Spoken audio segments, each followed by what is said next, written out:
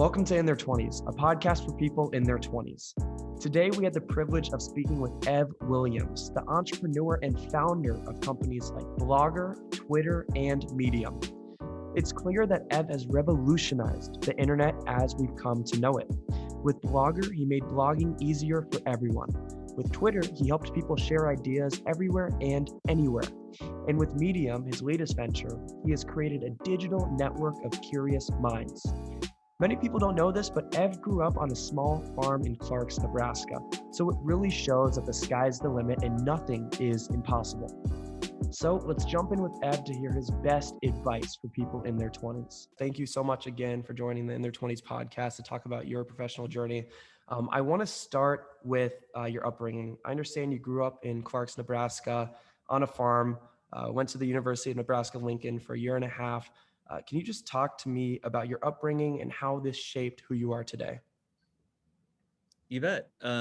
Your facts are correct. I did grow up in Clarks, Nebraska, which is a tiny town in about 2 hours west of Omaha and 90 minutes west of Lincoln. So those are really the only two cities in Nebraska. So felt like a million miles away from them, literally in the middle of cornfields. I didn't even grow up in the town that was about 400 people. I grew up on a farm outside of town, and my dad was a farmer. His dad was a farmer. Lived down the road. It was very rural, very very isolated. Lots of good heartland values and all that stuff. Which, I mean, it's hard to say how did it affected me. It's always, especially having kids now, it's interesting to ask yourself which part of you is nature versus nurture. But I think I definitely grew up having a strong sense of independence, sense of sort of work ethic, and seeing, just like self-reliance was always a big theme that wasn't an explicit taught value, but it was certainly in the air. Love that. I mean, we live these very long lives and we have so many experiences, but it's always so nice to hear about, the upbringing, like where you grew up and how that shaped your life moving forward. So that's really interesting to touch on. Thank you. So I did read that before you moved to the Bay Area, you were in a mall and you picked up the second ever issue of Wired magazine. There you read about the Bay Area and just the general tech scene, Silicon Valley, and you ended up moving to the Bay Area. I'd love to just hear about those days. You were, again, growing up in Clarks, Nebraska, decided to make this big move to the Bay Area, which is a big risk. A lot of people don't want to move away from home. Talk to me about those days. For sure. Yeah, that is basically true. I picked up Wired, and I was into computers a little bit before that, and read computer magazines. But what Wired was different because it was about the culture and was about the future, and that I found immensely attractive. And this idea of being on the pioneering edge of this new frontier, and that's the way a lot of people wrote about, and we talked about the internet in those days, was this cyberspace, and it's like a new world. And Mhm. um I was just like fascinated by that. And I didn't move. I think that was in 1992 or 3. So I didn't move right away. Ended up moving to California in 1997. In the meanwhile, I started a company, if you can call it that, in Nebraska, actually in Lincoln, Nebraska, so the big city. But Mhm. it was an internet company, and was really just making it up as I went along, but ended up figuring out how to build websites, and tried to build a few different software products. Wasn't terribly successful, but um, eventually, and all that time I was reading about what was going on in Silicon Valley and feeling like that's what I should really be a part of. But I had never even traveled to California. I'd Wow. never been to California. I was 20, 21, and frankly, I found it pretty scary. And as a shy country boy, the idea of like, I love the idea of being part of it, but actually venturing out west was a very intimidating thought. And and the idea, like, I didn't, because I dropped out of school, as you mentioned, I didn't necessarily think I could get a job anywhere good. And so, and because of that strong independent streak, I thought, oh, I'll just start a company myself. I'll be part of the internet, do it myself, but I'll do it from the safety of Mm-hmm. Nebraska, instead of venturing out there. And so eventually I shut that company down. It was a painful experience. I learned a lot. Had no idea what I was doing building a company. So I thought, well, I need to make the leap. And I started looking for jobs on, I think I was on monster.com or something, applying for jobs uh in the internet tech world, and eventually got one. That's when I moved out. I was 25 at the time. Wow. And the rest of is history, of course. And I want to discuss, these big three ventures that you had an opportunity to, found. I want to discuss Blogger, of course, Pyro Labs beginning there, Twitter, and also Medium. So if we're able to discuss Blogger first, this is a company that made blogging easier for everyone. It's that simple. You sold to Google. I believe you said that it was a tiny deal in Silicon Valley, but a huge deal to you. If you could just discuss that journey, creating Pyro Labs, that'd be great. Sure. So a couple years, well, maybe even around a year after I'd been in the Bay Area, I had the itch to start my own thing again. I was not very good working for other people, so I was toying with ideas. Eventually, started a company named Pyro Labs. We were not focused on Blogger at first. Blogger was a side project that came out of that. Originally, it was more like a productivity app, Mm-hmm.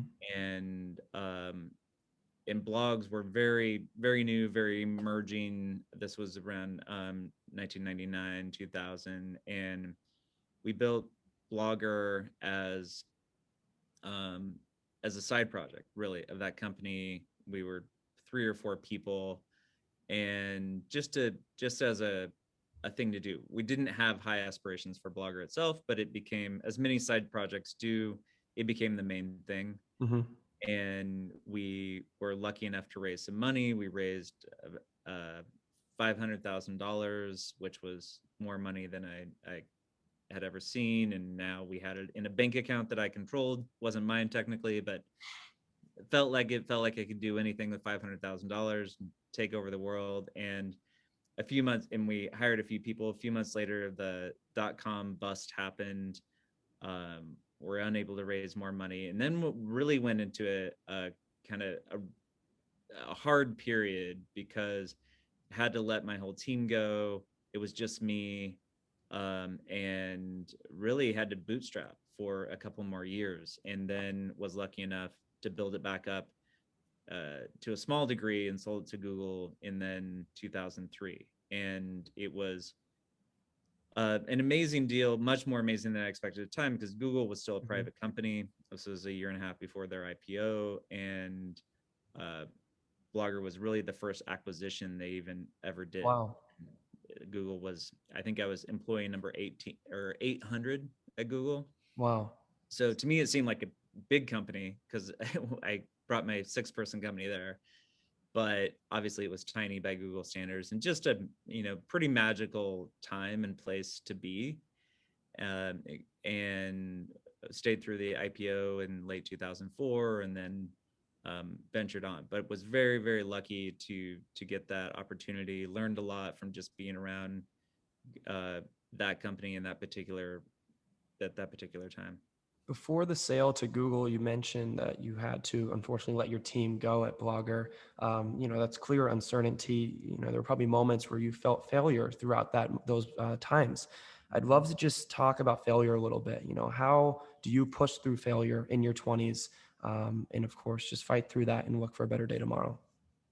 Yeah, I felt like there are multiple failure experience around that time. Also, with my company in Nebraska, before I moved to the Bay Area, I had Mm-hmm. my dad had invested in that company. I lost a lot of his money. I had friends working for the company who ended up not being able to pay, and had a huge self-esteem hit after that.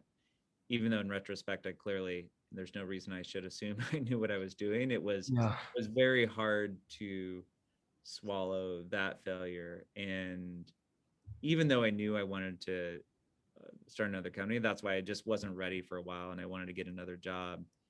And then with Blogger, it was very, very much a struggle with when we as we were running out of money, a lot of sort of uh, relationship challenges inside the company, and ended up just really we ran out of money and had let really my company was and my friend group overlapped tremendously at that point.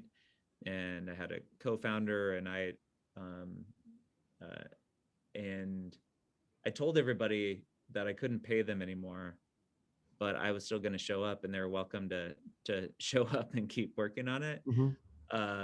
And I think the next day, no one was there but me, and so I didn't know if Wow. anyone would show up or not. Uh, and so that was hard. And then it was a pretty lonely time, and it did feel like failure.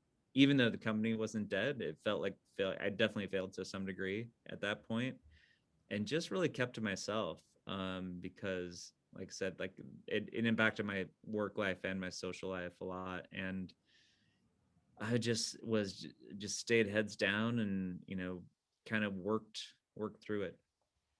Well, it's, really shows the resilience, that you really had to deal with within your 20s. And of course, again, as I mentioned, after this win with Google, would love to discuss your journey with Twitter, creating Twitter in 2006. The base idea of Twitter from the beginning has been sharing ideas anywhere and everywhere. Had an opportunity to serve as a CEO as well. Would love to hear about the early days of Twitter, and just also touch on the long journey. Did you see Twitter becoming as large as it is today from the beginning? Yeah. So certainly not. Yeah, Twitter really came off the heels of another failure. It was another side project actually, and a company that I helped start called Audio, which was a Hmm. podcasting company. So we were very, very early to podcasts in 2005. This was after I left Google, and I had raised a bit of money, co-founded that with a guy named Noah Glass, and he and we hit a point where it just wasn't really working. Apple had come out with podcasts built into iTunes, which kind of obsoleted a bunch of stuff Hmm. we were doing. And it was pre-smartphones, so the podcast audience actually wasn't very big at the time. And so we were trying to figure out what to do, and decided to have a hackathon to with and say like to the whole company, which was probably a dozen people, like, what other ideas do you have if we don't do podcasting? Like, what else? And Jack Dorsey was one of our engineers. Bizstone also worked there. They worked on a project uh, during that hack week, which eventually became Twitter. And but it wasn't. It didn't. Not only did we not picture it being as big as it was, or I didn't at least. It wasn't even successful for quite some time, and that it was still part of. We ended up launching it out of the hack week, but it took many months for us to tweak it and figure out um, actually what it was, kind of discover what it was, and to help it grow. And so there was a point in which we were gonna shut the company down, Audio, the parent company, Hmm. because um, we didn't want to pursue the podcast uh, track anymore. We didn't see a good business there, and Twitter wasn't really a thing. It existed, but there was probably hundreds of users, not even thousands, after several months. And so the board looked at that and was like, well, I don't know what this is. It's kind of weird, kind of, I guess it's interesting, but it's not something to go, raise money on. So um, anyway, that was it. It took a while before we eventually ended up spinning that out, and uh, it turned out all right. But Of the course. early days were very uncertain, I think is the it's it's always hard to put yourself in those shoes when you see anything that's successful.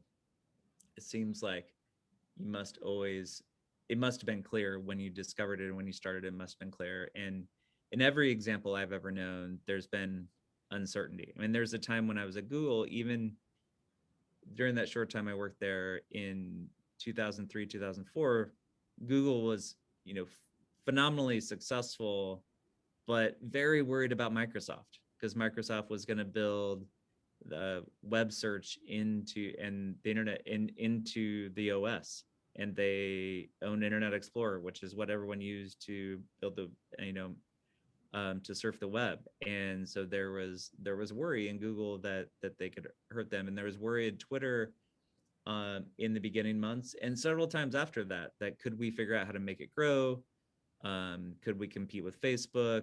It just kept there's always a threat and there's always uncertainty. Of course. So just within startup life, founders, you guys got to worry about a lot of things as founders, but the buzzword that really always pops up is product market fit. Mhm. What is your advice to young startup founders? They have an idea, they have a solution to a problem within a market. They believe they can really make it big, but they're really fighting for that product market fit. What's your advice for finding that? Well, it's hard to answer that in the most generic thing I can say about it is to focus. Hmm. um, and I think everyone knows that focus is important, and yet when it comes to focusing ourselves, it's very hard. I find it very hard. Hmm. By focus I mean go after a very, very small part of the market, a very, very specific use case. Don't try to do too many things. Do something one thing really, really well, or do something well for a very particular uh, type of user or type of problem. And often I think people don't take that as far as they should, because if you really focus, then what you're doing sounds small. And when you're trying to recruit people or raise money or even tell your friends and family what you're doing, if you say something that sounds small, then it doesn't sound very exciting. It's like, Hmm. oh, you quit your job to do this, or you're starting a company to do that. It's like, it may be believable, but it doesn't sound exciting. So you want to tell a bigger story, and you want to create something big, and so you go to try to do that, but everything is always harder than it seems. And there's really no low hanging fruit in the world. As far as I'm concerned, there's always, if there's no opportunities that are just sitting out there to be taken. If something looks like it's doable and someone's not doing it and that it's valuable, there's almost always a reason.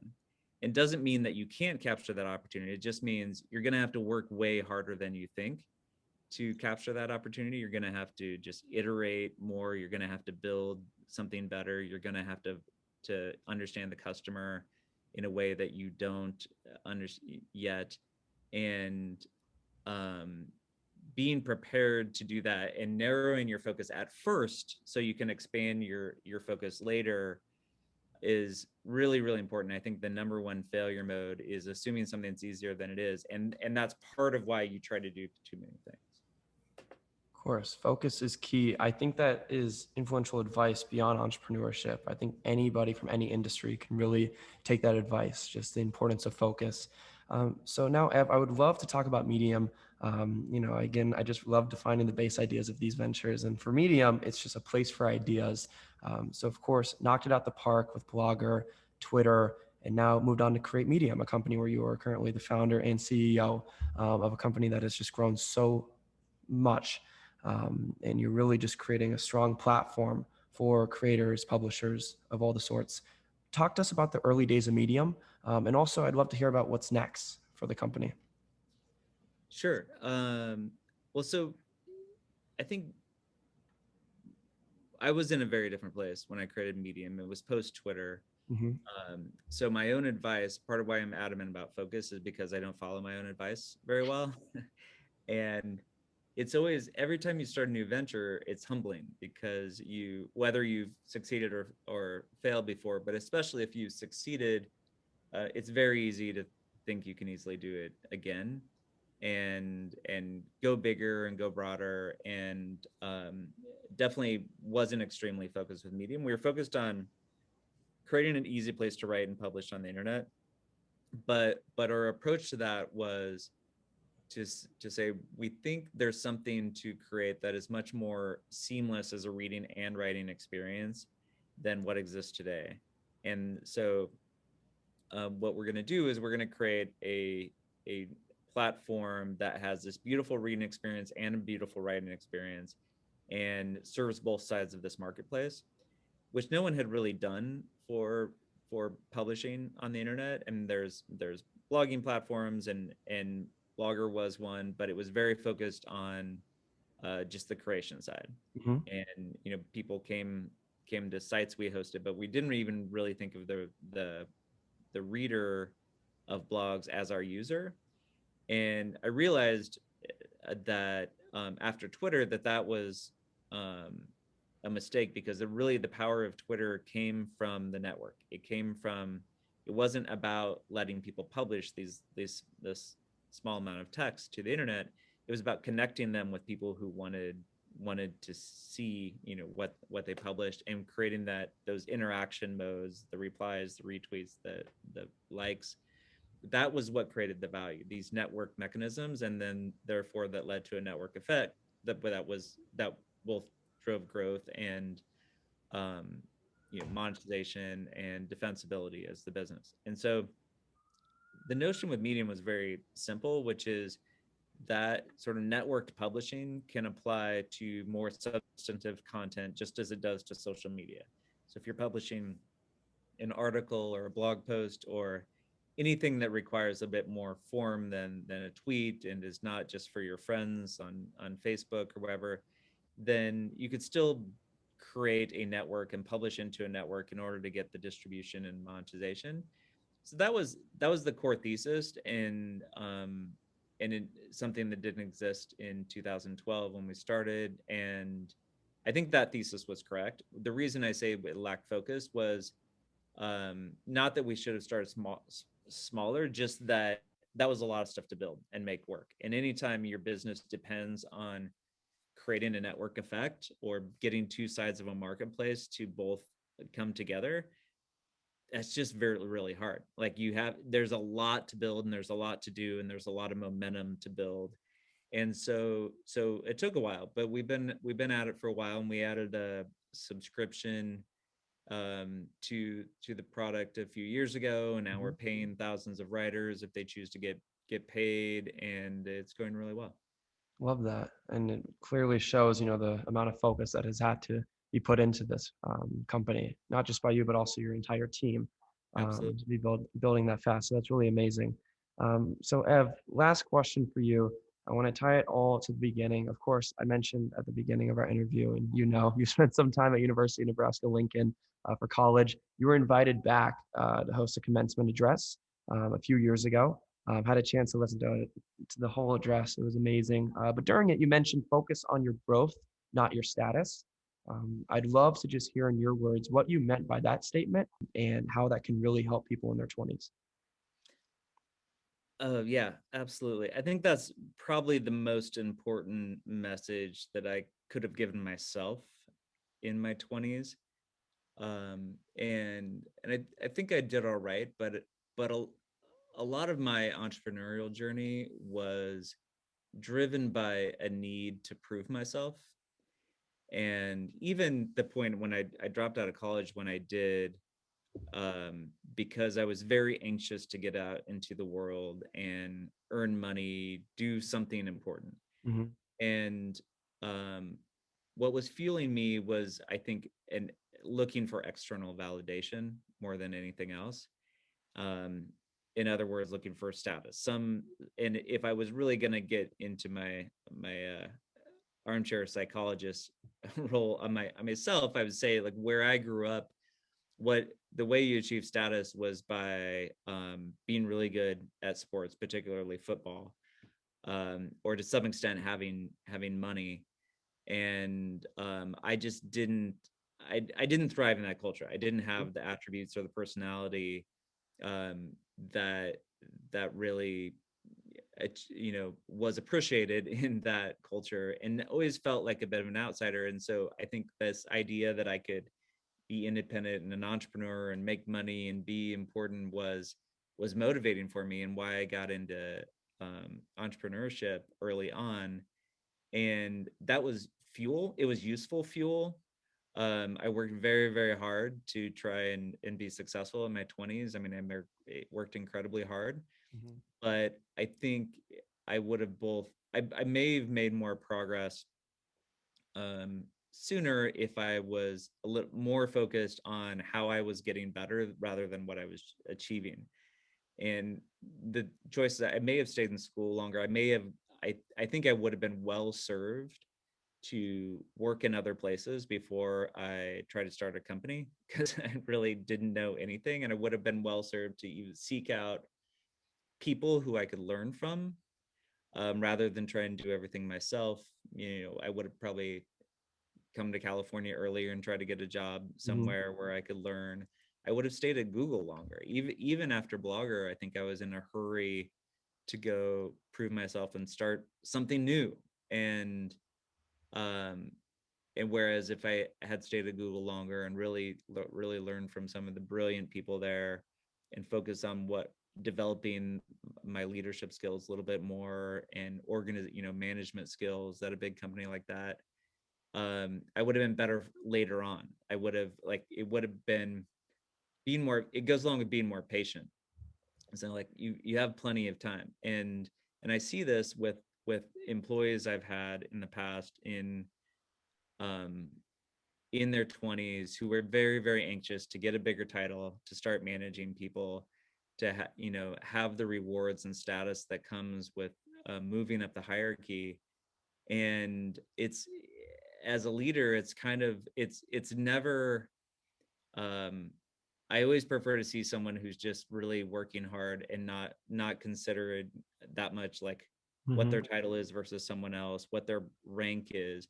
And that stands out. And frankly, it will get you a lot further, a lot faster, if you look like a team player than if you look at like someone who's out for themselves.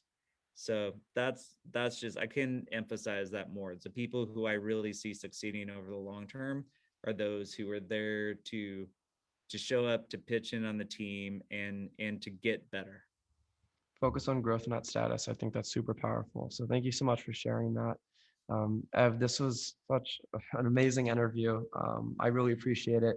I always tell people like I'm super privileged because I also get this advice and get it first as well. So excited that we're going to be able to share this. And just Appreciate again, it. from the bottom of my heart, thank you so much for spending time on a Thursday after work hours to meet with me. So thank you. Yeah, thanks for having me, Landon. Really enjoyed it, and best of luck. Awesome. All right. Have a good weekend.